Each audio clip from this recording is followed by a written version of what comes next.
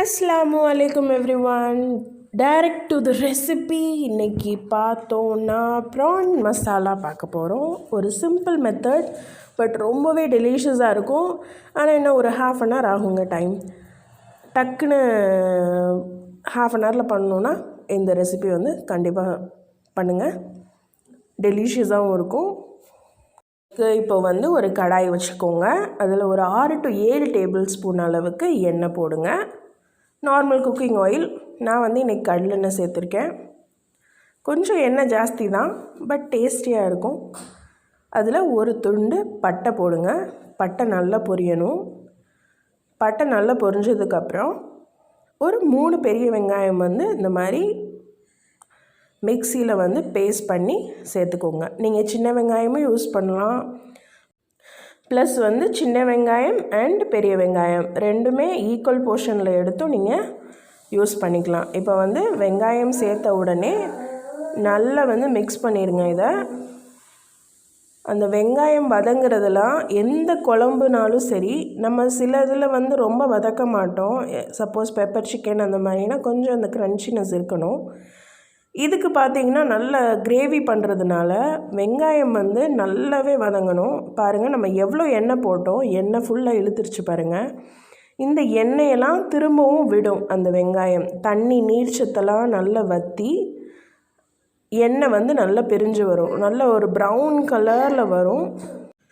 அது வரைக்கும் இந்த வெங்காயத்தை வந்து நல்லா ஃப்ரை பண்ணணும். அப்போ தான் வந்து கிரேவியில் அந்த பச்சை வாடை, அதாவது அந்த வெங்காய வாடை வந்து வராது. இல்லைன்னா அதுக்கு முன்னாடி இந்த ஸ்டேஜ்லேயே நீங்கள் ப்ரான்ஸ் சேர்த்துட்டிங்கன்னா அந்த த்ரூ அவுட் கிரேவி வந்து ஒரு மாதிரி அந்த பச்சை ஆனியனோட ஸ்மெல் வந்து இருந்துக்கிட்டே இருக்கும். ஸோ வந்து வெங்காயம் எவ்வளோக்கு எவ்வளோ வதக்குறீங்களோ அது அந்தளவு வந்து மசாலா வந்து ரொம்பவே டேஸ்ட்டாக இருக்கும். ஸோ அதை வந்து ஞாபகம் வச்சுக்கோங்க. இப்போ பாருங்கள், லைட்டாக அந்த ப்ரௌன் ஸ்பாட்ஸ்லாம் தெரிய ஆரம்பிக்குது. கலர் லைட்டாக மாறி வருது பாருங்கள். ஒரு பிங்க் கலரில் ஆயிடுச்சு.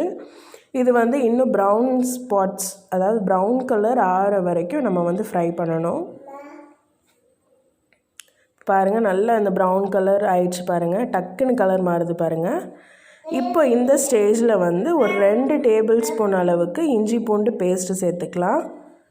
ஃப்ரெஷ்ஷாக அரைச்சி சேர்த்துக்கோங்க. அப்போ தான் அந்த மசாலாவோட இதே நல்லாயிருக்கும். இப்போ பாருங்கள், நான் வந்து ப்ரான்ஸ் ஆட் பண்ணிட்டேன். ப்ரான்ஸ் வந்து லைட்டாக மஞ்சத்தூள் உப்பு போட்டு வாஷ் பண்ணி நம்ம வந்து இதில் சேர்த்துடலாம். மஞ்சத்தூள் உப்பு போட்டு ஒரு ½ அன் ஹவர் வந்து ஊற வச்சுருங்க. அப்போ தான் அந்த ப்ரான்ஸில் வந்து சால்ட் ஏறி சாப்பிட்றதுக்கு நல்லாவே இருக்கும். ஸோ வந்து இப்போது கரம் மசாலா ஒரு ½ ஸ்பூன் சேர்த்துக்கலாம். மஞ்சத்தூள் வந்து ஒரு ½ ஸ்பூன். காரத்துக்கு ஏற்ற மாதிரி மிளகாய்த்தூள் நீங்கள் சேர்த்துக்கோங்க. நான் வந்து இன்றைக்கி ஒரு 1¼ ஸ்பூன் அளவு சேர்த்துருக்கேன்.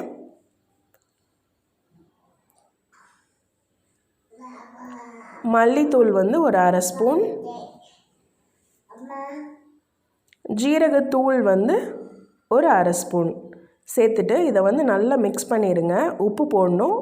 உப்பு வந்து இந்த டிஷ்ஷுக்கு தேவையான அளவு உப்பு போட்டு நல்லா அதை வந்து ஃப்ரை பண்ணி விடுங்க. ஒரு நிமிஷம் வந்து இந்த மாதிரி வதக்கி விடுங்க. அந்த மசாலா ஸ்மெல் போனதுக்கப்புறம் ஒரு 1¼ கப் அளவு நான் தண்ணி ஆட் பண்ணியிருக்கேன். இது வந்து அந்த ப்ரான்ஸ் வேகிறதுக்காக நான் வந்து தண்ணி ஆட் பண்ணியிருக்கேன். இப்போ க்ளோஸ் பண்ணி நம்ம வந்து குக் பண்ணலாம். இப்போ பாருங்கள், லைட்டாக அந்த ஆயில் வந்து பிரிஞ்சு வந்திருக்கு.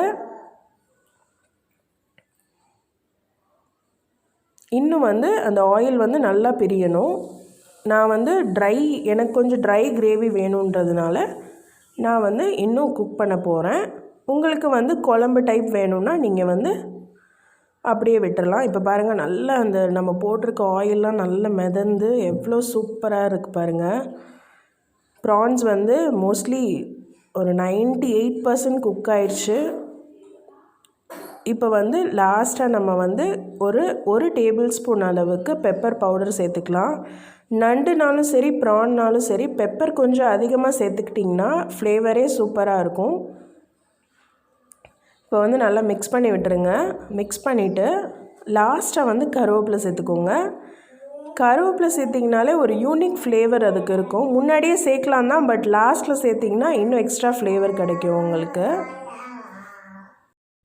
இந்த ப்ரான் மசாலா வந்து நீங்கள் பரோட்டா, சப்பாத்தி, ஃபுல்கா அண்ட் வந்து நான் எல்லாத்துக்கூடையும் super combo. Rasam rice and sambar rice, even வந்து